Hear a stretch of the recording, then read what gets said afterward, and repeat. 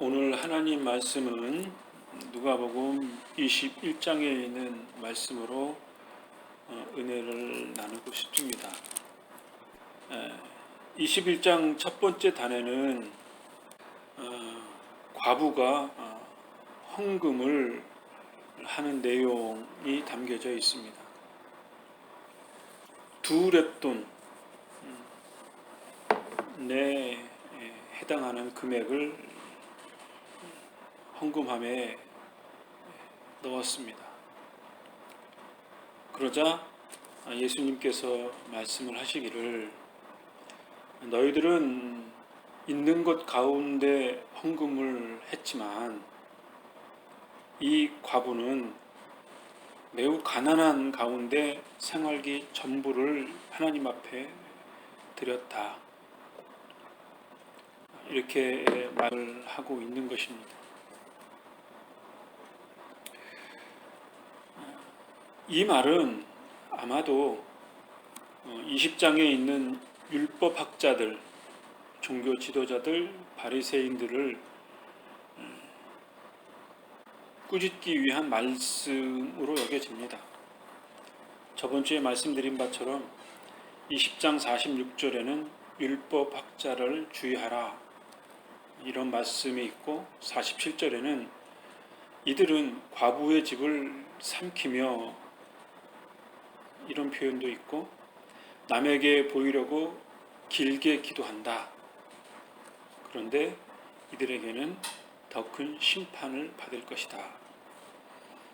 이 말씀을 연이어서 이제 부자들이 헌금을 하는 것을 보고 그 가운데 과부가 생활비 전부를 두 렙돈, 이 두 렙돈 정도면 어느 정도냐면 비둘기를 살 수 있을 만한 금액이라고 해요. 그러니까 하나님 앞에 제사 드릴 때 가장 작은 재물을 살 수 있는 금액, 그 정도의 양. 그런데 이 과부는 경제적으로 매우 어려웠기 때문에 생활비 전부에 해당하는 금액,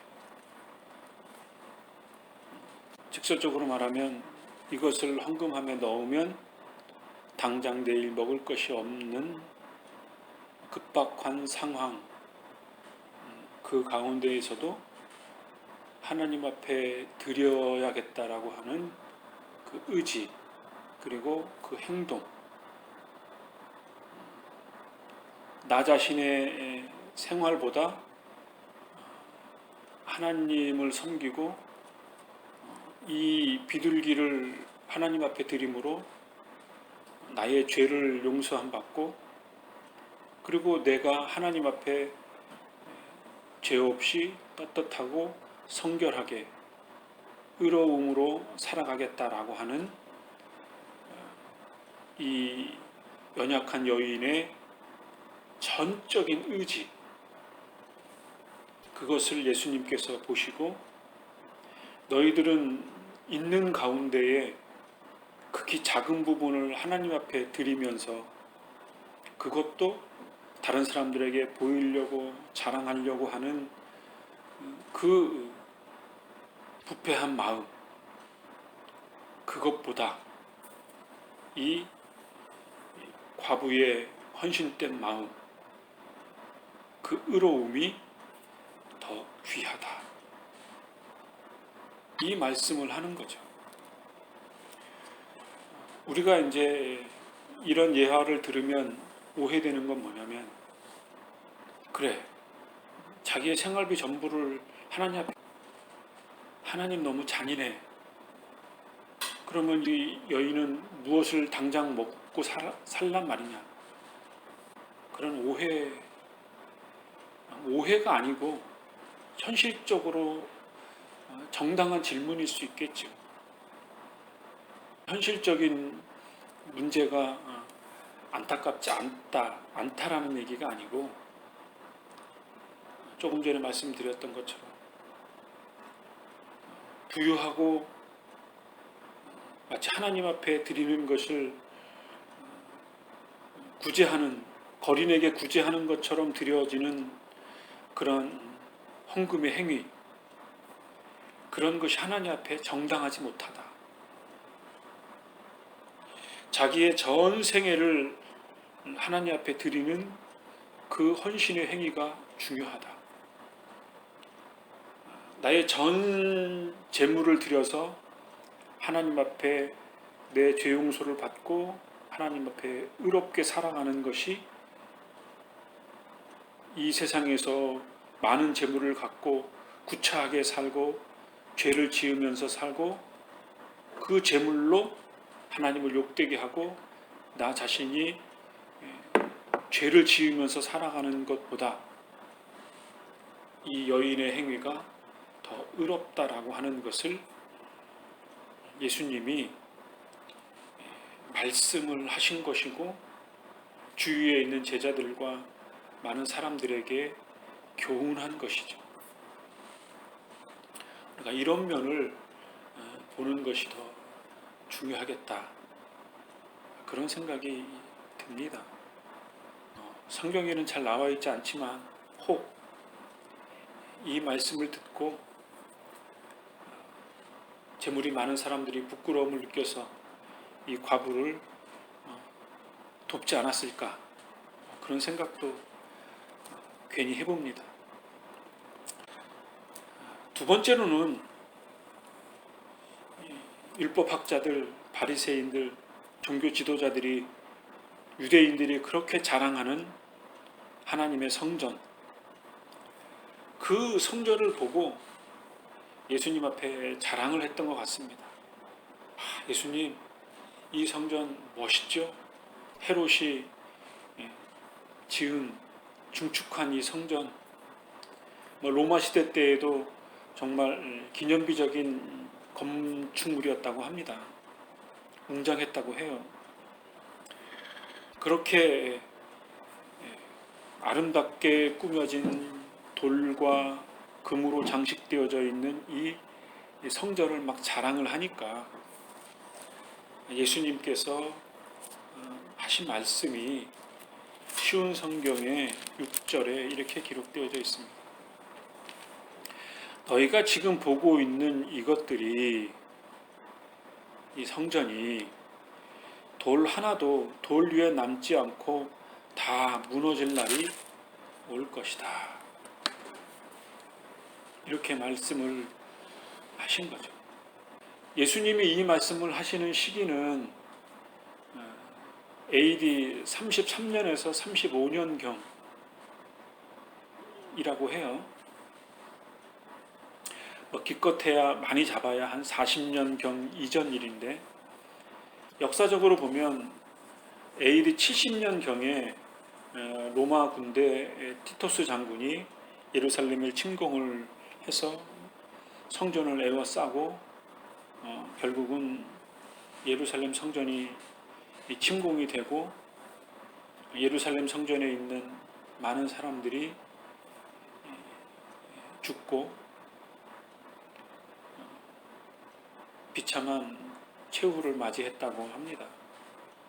일부는 마사다라는 그 성전에 산에 쌓여 있는 그런 그 곳에 피신을 해서 우리가 저 로마인들에게 부끄럽게 죽느니 차라리 우리 모두 죽겠다 해서 자결을 했다고 하죠. 장정부터 어린아이까지 다 스스로 자결을 하는, 그래서 로마 군대가 경악을 금치 못했다고 합니다. 어쨌든 이렇게 예루살렘 성전이 파괴되어지고 예루살렘 성전에 있는 유대인들이 많이 죽었습니다. 그리고 이 계기로 말미암아 유대인들이 사방으로 흩어지게 되는 비극적인 역사의 한 장면이 예수님이 말씀하시는 누가복음 21장 이후에 한 25년에서 30년 후에 일어날 일, 그 미래의 일을 예수님께서 하신 말씀이죠. 너희들이 그렇게 예루살렘 성전을 귀하고 하나님이 살아있는 곳이라고 얘기를 하지만 지금 이 성전도 로마의 압제하에 있고, 그리고 우리가 하나님 앞에 예배를 드리지만 이것도 한 세대가 가기 전에 이 성전도 비참하게 파괴될 것이다. 이 말씀을 하고 있는 거죠. 하나님의 성전이 파괴된다라고 하는 것은 하나님 앞에 제사 드릴 장소가 없어진다는 것을 의미하는 거죠. 전에도 몇 번 말씀을 드린 바처럼 이것이 의미하는 바는 성전 중심, 회당 중심의 이스라엘 공동체가 이제는 성전이 파괴됨으로 말미암아 율법 중심, 그러니까 토라 중심, 그리고 기독교인들의 입장에서는 예수님이 말씀하시고 기록되어져 있는 그 말씀을 중심으로, 유대인은 토라를 중심으로, 기독교인들은 예수님의 복음서와 구약의 말씀을 중심으로 신앙의 형태가 변한다. 그러니까 제사 중심에서 성경 중심으로 변한다. 피의 제사에서 예수 그리스도의 십자가의 죽음과 부활하심을 통해서 하나님이 이루신 그 내면적인 영적인 신앙의 형태로 바뀐다. 하나님의 말씀하시는 패러다임의 역사가 바뀐 것이다. 이렇게 이해할 수 있는 거죠. 결과적으로 예루살렘 성전이 파괴될 것이다. 이것과 연관되어져서 예루살렘 성전이 파괴될 뿐만 아니라 인자가 임할 그때에 이 세상에는 엄청난 변화가 일어날 것이고, 이 변화는 세상 사람들이 경험해 보지 못했던 일일 것이다. 그래서 25절에 이렇게 말씀을 하고 있습니다. 해와 달과 별들에게 징조가 있을 것이다. 그러니까 옛날 사람들은 하늘을 보면서 그 별점을 치죠. 하늘의 징조를 보면서 이렇게 예견이라 그럴까? 앞날을 예측을 하는 거죠. 바람이기도 하고 어떤 징조를 이렇게 해석을 하는 거죠. 그게 뭐 옳다 그르다 문제가 아니고, 옛날 사람들은 또 지금도 그런 게 있죠. 그래서 해와 달과 별들의 징조를 보면서 사람들이 놀랄 것이다. 뿐만 아니라 땅에서는 민족들이 바다와 파도의 소리에 당황할 것이다. 하면서 세상에 큰 징조가 임할 것이다. 예수님이 말씀하시고 하는 이때는 AD 35년경, 40년 이전이니까 미래에 나타날 일들, 징조는, 1차적인 징조는 예루살렘 성전이 파괴되어지는 그 비참함의 징조겠죠. 그리고 좀 더 멀리 보면은 유럽의 중세시대 때의 끊임없는 전쟁, 그리고 세계 대전, 1차 대전, 독일이 일으킨 전쟁, 그리고 2차 일본이 일으킨 전쟁, 이러한 큰 전쟁들을 우리가 지금 시점에서는 과거의 역사니까 예수님이 이러한 비참함을 예견했을 것이다. 우리가 해석할 수 있겠죠. 어쨌든 이러한 인간이 경험해 볼 수 없는 그 징조와 비참한 비극이 예수님께서 이제 예견을 하고 있는 거죠. 예수님이 이러한 말씀을 하신 거에는 장차 내가 이런 징조들이 있은 후에 인자가 이 땅에 다시 오실 것이다. 그 말씀을 하시기 위한 거죠. 그런데 예수님이 말씀하시는 이 누가복음 21장 AD 35년경의 시점으로 예루살렘이 파괴되고 중세시대 때의 끊임없는 전쟁과 근대의 전쟁, 그리고 세계 1, 2차 대전의 전쟁, 그리고 얼마 전까지 이라크 전쟁, 시리아 전쟁, 그런 끊임없는 전쟁과 분쟁과 징조, 그리고 자연재해, 이런 일들이 한 2000년 정도 지났는데도 예수님이 오지 않았다 이거죠. 왜 오지 않았을까? 사실 그 심오한 뜻은 알 수가 없습니다. 그런데 누가복음 21장 19절에 이렇게 말씀을 하고 있습니다. 너희는 인내함으로 생명을 얻을 것이다. 그러니까 장차 우리의 생애든 미래에 일어날 일이든 신자들에게 당면할 많은 징조들과 어려움이 환난이 있을지라도 너희는 인내함으로 생명을 얻을 것이다. 인내해야 한다. 우리의 신앙을, 우리의 삶을 인내해야 한다. 그리고 주님이 주시는 그리스도의 생명, 그리고 우리가 현존하는 이 생명, 그 생명을 하나님이 우리에게 부여해 주실 것이다. 이렇게 말씀을 하고 있는 거죠. 그리고 예수님이 다시 오실 그 인자의 때에 예수님께서 누가복음 21장 28절에 이러한 말씀이 있습니다. 쉬운 성경입니다. 그때에 27절부터 읽겠습니다. 그때에 사람들은 인자가 구름을 타고 능력과 큰 영광으로 오는 것을 볼 것이다. 예수님이 임재하실 것을 볼 것이다. 이러한 일이 일어나기 시작할 때 일어서서 너희의 머리를 들어라. 이는 너희의 구원이 가까이 오고 있기 때문이다. 그러니까 예수님이 오실 그 영광의 때에 너희는 일어나서 머리를 들어라. 구원의 날이 가까이 올 때를 너희는 목도해라. 이 말은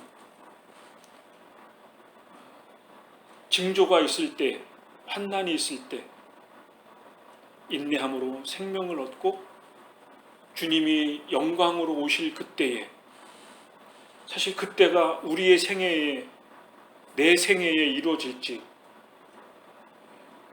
모르죠. 그런데 혹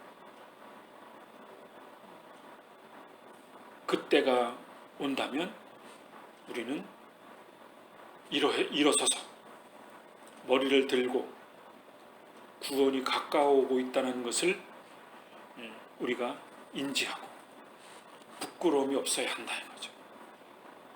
그럼 어떻게 하면 부끄러움이 없죠? 우리가 하나님 앞에 떳떳해야죠. 그것은 서두에 말씀드렸던 두 렙돈을 드렸던 그 순전함처럼 우리의 모든 것을 다 주님 앞에 드려서 우리의 죄가 씻음받고 용서받고 죄가 없는 것이라면 우리는 부끄러움이 없겠죠. 머리를 주님 앞에 똑똑히 들을 수 있을 것이고 구원이 가까워오는 그 예수님의 모습을 우리는 떳떳이 바라볼 수 있겠죠. 그런데 우리가 부끄러움이 있고 죄가 있다면 아담이 바위에 숨었던 것처럼 우리는 주님의 모습을 똑똑히 볼 수 없겠죠. 그러니까 우리가 이 시대를 살아가는 우리에게 있어서 죄의 노예가 되지 말아야 되고 명예의 노예가 되지 말아야 되고 이 세상의 종이 되지 말아야 하는 거죠. 청지기처럼 이 세상에 주어진 것들을 나의 경건을 위해서, 나의 경건된 삶의 방식, 하나님의 영광을 위해서 나에게 주어진 것들을 잘 활용하는, 주어진 삶을 행복하게 기쁨으로 누리는 그것으로 좋게 해야지, 그것이 우리에게 올무가 되거나 죄가 되는 것을 우리는 경계해야겠죠. 어쨌든 이러한 신앙적인 모습이 우리에게 있어야 할 것을 예수님이 친히 말씀하고 있습니다. 그러면서 무화과 나무의 비유를 들고 있습니다. 그러니까 미래에 일어날 일들을 말씀을 하면서 예수님이 보여지는, 예수님 그 당시에 있는 바로 앞에 있는 무화과 나무, 그 현실로 돌아와서 현실에 있는 무화과 나무를 보면서 직설적으로 말씀을 하신 거죠. 무화과 나무의 잎사귀를 봐라. 잎사귀가 파릇파릇 돋아나면 여름이 가까웠다는 것을 알 수 있지 않냐.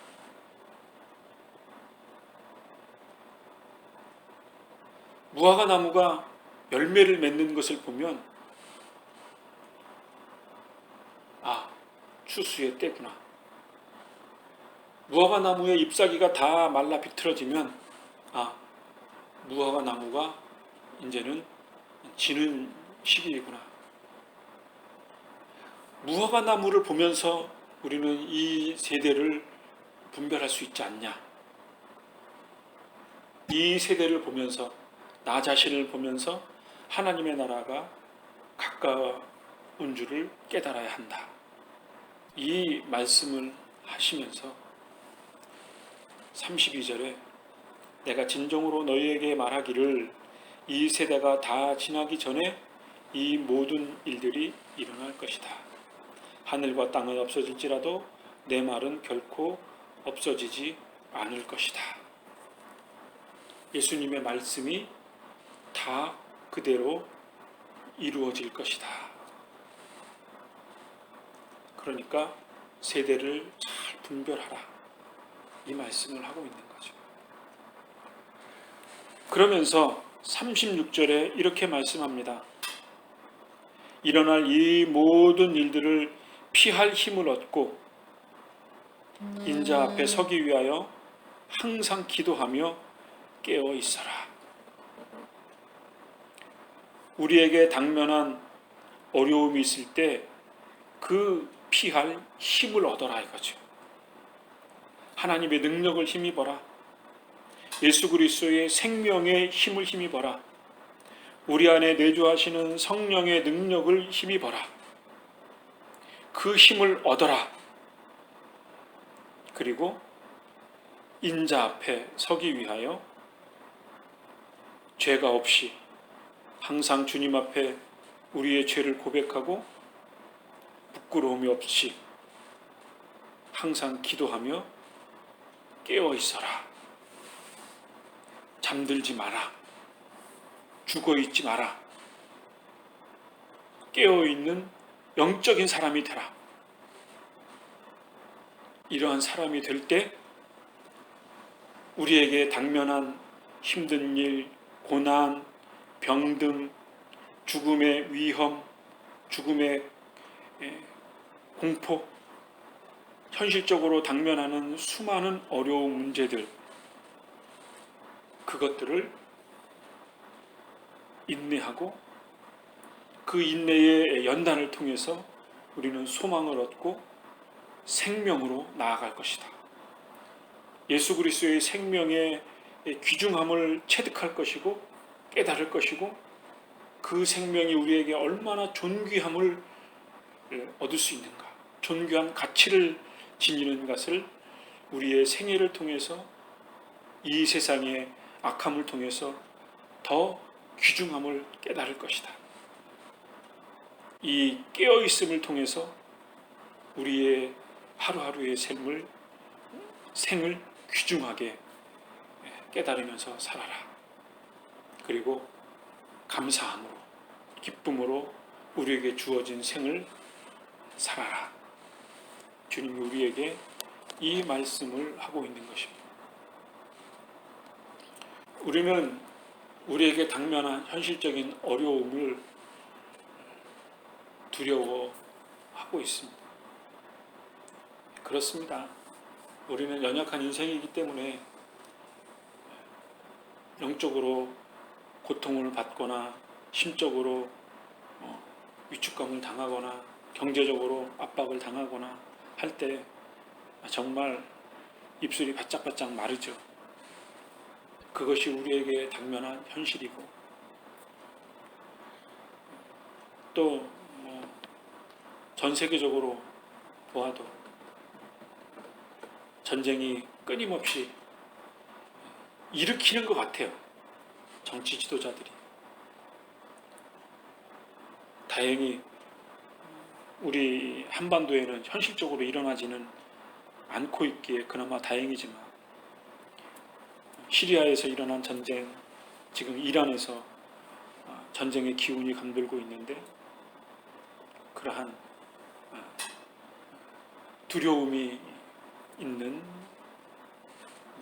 그러한 상황 속에서 우리가 인내하고 믿음을 지키고 우리의 살아있음의 귀중함을 깨닫는, 그리고 우리가 주님 앞에 예배할 수 있는 이 순간, 주님의 말씀을 묵상할 수 있는 이 순간, 이것을 통해서 우리가 얼마나 귀중한 존재인가, 그것을 깨달을 수 있는, 또 그것을 넘어서, 현실을 넘어서 감사할 수 있는 한 주간, 우리의 생애, 우리 아름다운 신앙의 모습이 되어지기를 간절히 바랍니다.